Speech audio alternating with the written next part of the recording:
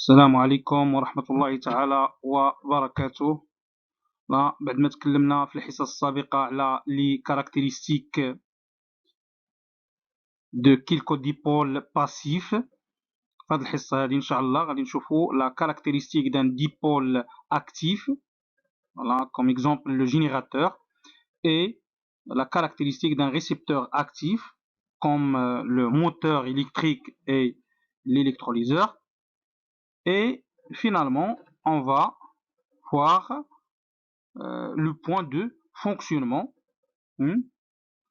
Donc, Inch'Allah, nous passons deux parties. La partie 1, on va parler de la caractéristique d'un dipôle actif, le générateur. Et dans la deuxième partie, Inch'Allah, nous verrons la caractéristique d'un récepteur actif et le point de fonctionnement. Voilà, on va commencer. Donc, caractéristique d'un dipôle actif. Voilà, comme exemple, c'est le générateur.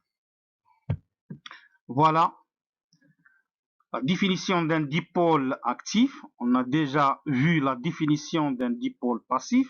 Maintenant, c'est quoi un dipôle actif? Donc, tout simplement, un dipôle, on appelle dipôle actif tout dipôle pouvant fournir de l'énergie électrique. Voilà, c'est-à-dire sa caractéristique ne passe pas par l'origine, c'est-à-dire lorsque l'intensité électrique I égale à 0, la tension entre ces bornes d'un dipôle actif différent de 0. Voilà la définition d'un dipôle actif. Donc on appelle dipôle actif tout dipôle pouvant fournir de l'énergie électrique, c'est-à-dire sa caractéristique ne passe pas par l'origine, c'est-à-dire que I, si I égale à 0, U, la tension électrique, est différente de 0. Maintenant, le générateur, on va définir le générateur. Donc, un générateur est un dipôle actif fournissant de l'énergie électrique au reste d'un circuit fermé. Voilà la définition d'un générateur. Voilà le symbole d'un générateur. Voilà. Voilà le symbole d'un générateur. Voilà la tension électrique UPN. Et voilà la borne positive d'un générateur, c'est P. Et la borne négative d'un générateur, c'est N. Voilà la convention d'un générateur. Déjà, on a parlé de la convention d'un récepteur. Donc, pour la convention d'un récepteur, les deux flèches ont de sens opposé, c'est-à-dire la flèche de l'intensité électrique et la flèche de la tension électrique ont deux sens opposés. Par contre, dans la convention générateur, les deux flèches ont le même sens. Voilà le sens du courant électrique et voilà le sens de la flèche de la tension électrique ont de la même sens. Voilà la convention générateur. Donc la flèche de la tension et la flèche du courant ont même sens. C'est-à-dire que UPN, la tension électrique entre P et N, c'est la différence de potentiel entre les deux points, VP moins VN, supérieur à 0, c'est-à-dire que le potentiel au point B supérieur au potentiel au point N. Donc, le courant électrique à l'intérieur d'un générateur circule de B vers N. Voilà, on sait bien que le sens du courant électrique toujours circule du point de potentiel plus élevé vers le point de potentiel moins élevé. Maintenant, on va traiter la caractéristique d'un dipôle actif linéaire.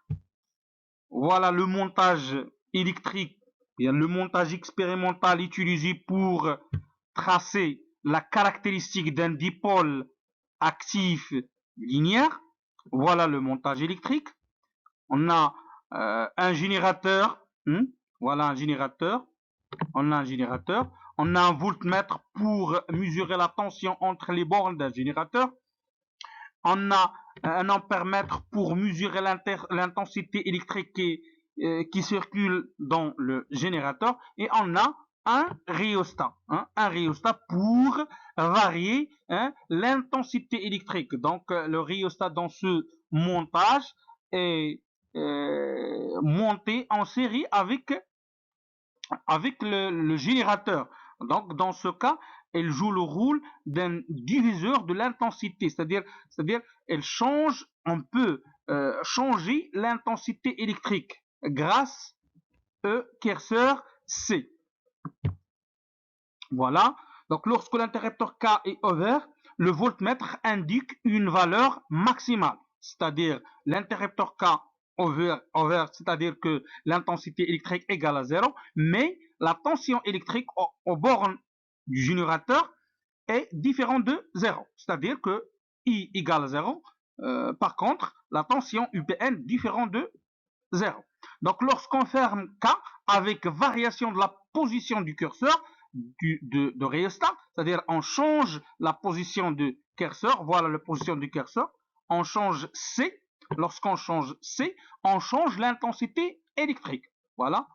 Donc lorsque l'intensité électrique change, la tension aux bornes du générateur change, voilà. Donc lorsque l'intensité électrique augmente, la tension UPN aux bornes du générateur diminue avec l'augmentation de l'intensité du courant électrique. Voilà.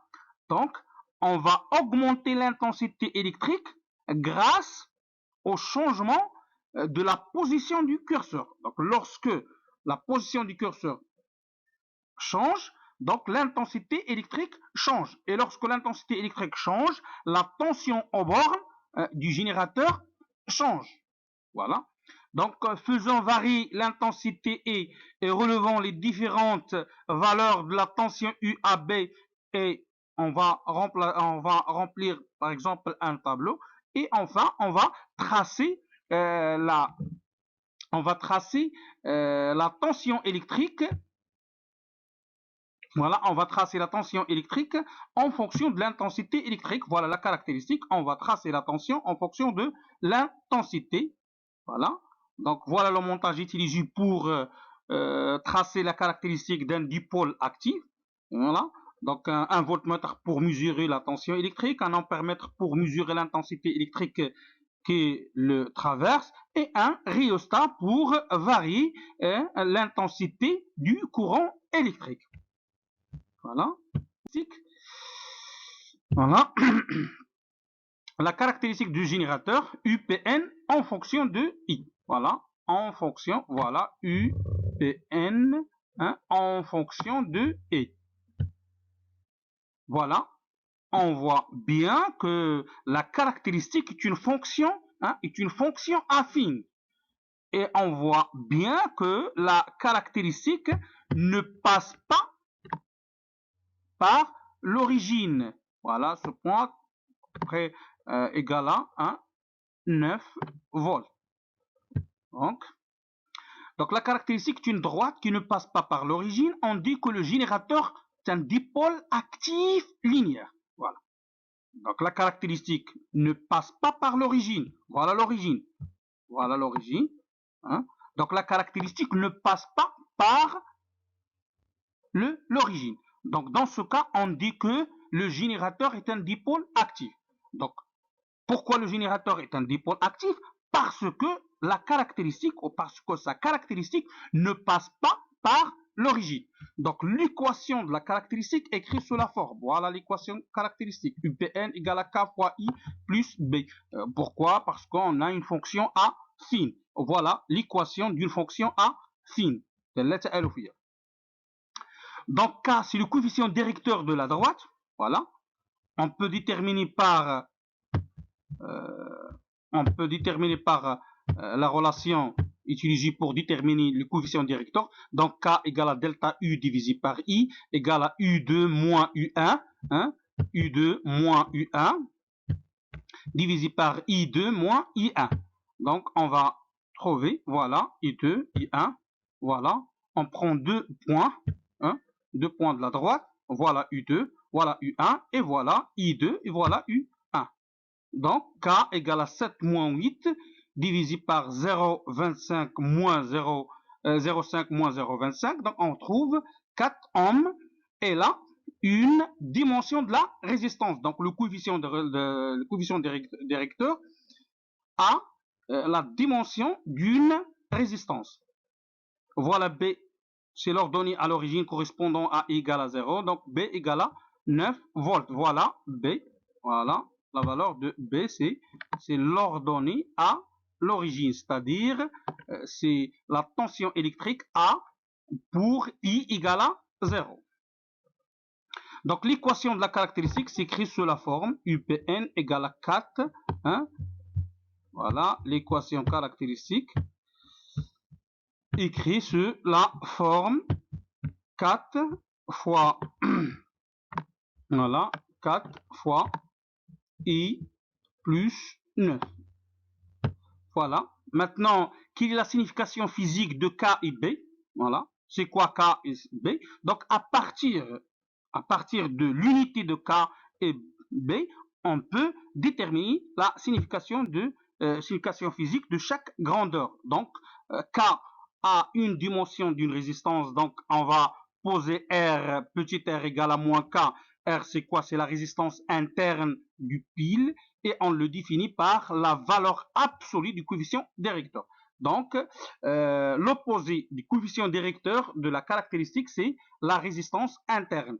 Et parce que le coefficient directeur ici, c'est négatif, parce qu'on a une fonction affine décroissante, donc la résistance, elle va définir comme la valeur absolue, voilà, comme la valeur absolue, voilà la valeur absolue du coefficient directeur. Donc, K, c'est l'opposé de la résistance interne. Voilà la signification physique de K. Pour B, à partir de l'unité de P, on a le volt, donc B est la tension du pile lorsque le courant est nul, elle nomme de la force électromotrice. Donc B, on va nommer la force électromotrice. Donc B égale à E. Donc on va changer K par petit r par moins R, et on va changer K B par E. On va trouver, voilà, la loi d'Ohm d'un générateur. Donc, si la loi d'Ohm d'un générateur, c'est tout simplement l'équation. Donc, l'équation de la caractéristique du générateur sous la forme UPN égale à E moins R fois I.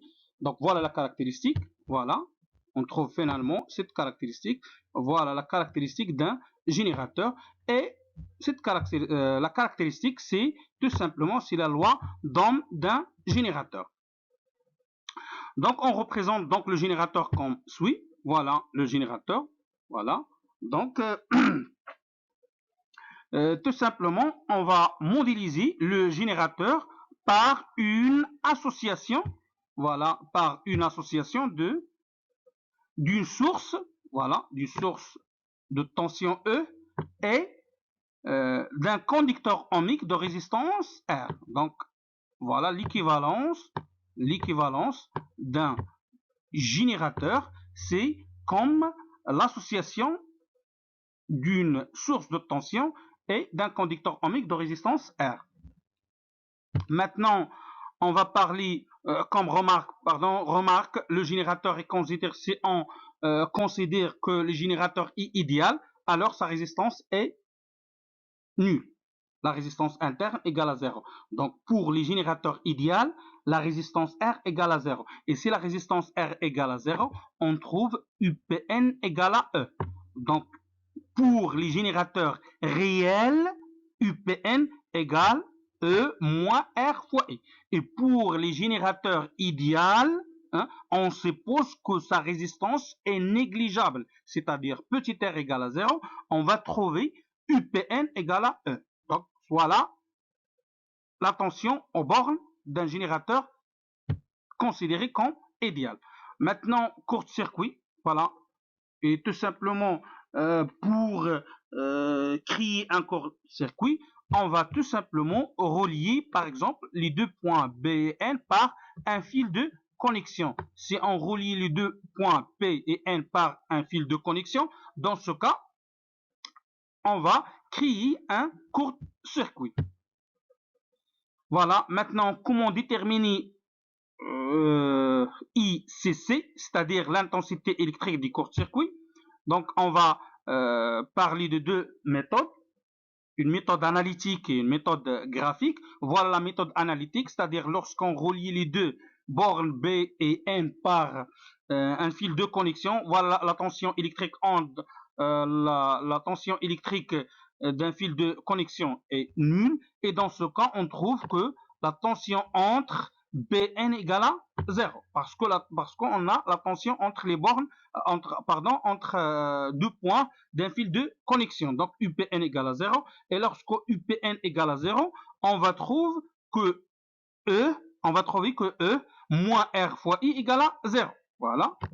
On va trouver que, voilà, que E moins R fois ICC égale à 0. Et finalement, on trouve que ICC égale à E sur R. Voilà. Comment déterminer ICC analytiquement. Maintenant, comment déterminer ICC graphiquement? Voilà, tout simplement, on va baser sur la caractéristique d'un générateur, c'est-à-dire si on prolonge la caractéristique, voilà la figure. Donc si on prolonge la caractéristique, voilà, si on prolonge la caractéristique, voilà, si on prolonge la caractéristique coupe l'axe des intensités en un point de coordonnées et CC. Voilà, et CC. Voilà. Voilà, et CC. Donc, le point d'intersection entre la caractéristique et l'axe des abscisses donne le point ICC. Voilà comment déterminer ICC graphiquement. Tout simplement, on va prolonger la caractéristique. Et lorsque la caractéristique coupe l'axe des abscisses, ce point, elle s'appelle ICC, ou bien l'intensité du courant électrique du court-circuit. Voilà. Assalamu alaikum wa rahmatullahi wa barakatuh.